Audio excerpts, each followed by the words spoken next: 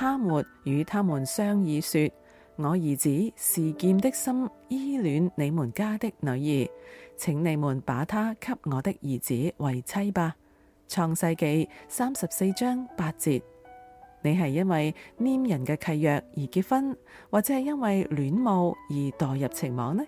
唔好將兩者混淆，否則就會重蹈示劍嘅錯誤。經文用戀慕嚟表達示劍對底娜嘅深厚戀慕，喺身體同情感上結合。唯一嘅問題係佢冇注意神所賜契約嘅計劃，擅自決定咗自己嘅感覺比神嘅計劃重要。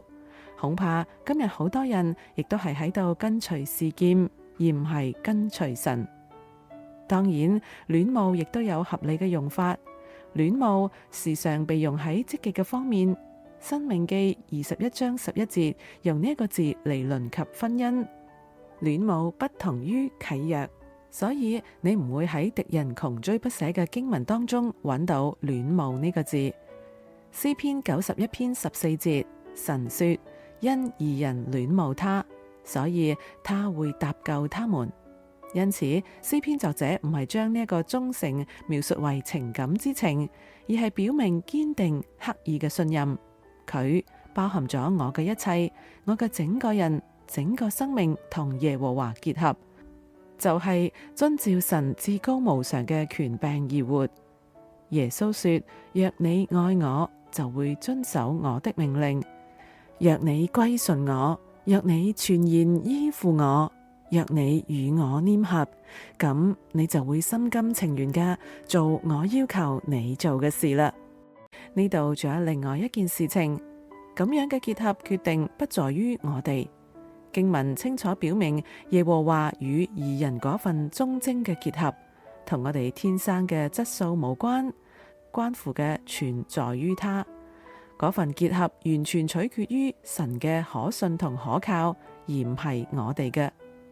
我哋係歌篾，神係何西阿，因為神提供咗黏合劑，我哋就成為咗分唔開嘅連體嬰。呢個唔係情緒嘅負荷，或者係令人悸動嘅情慾同激情，呢個係應許同成就，係經過精心製作同特意執行嘅。呢個係真正獻身嘅行為，係信實婚姻嘅典範。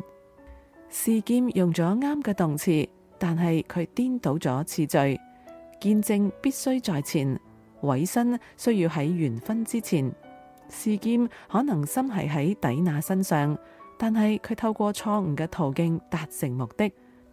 早喺我哋任何人回應神嘅愛之前，神就已經示範咗俾我哋徹底見證嘅榜樣。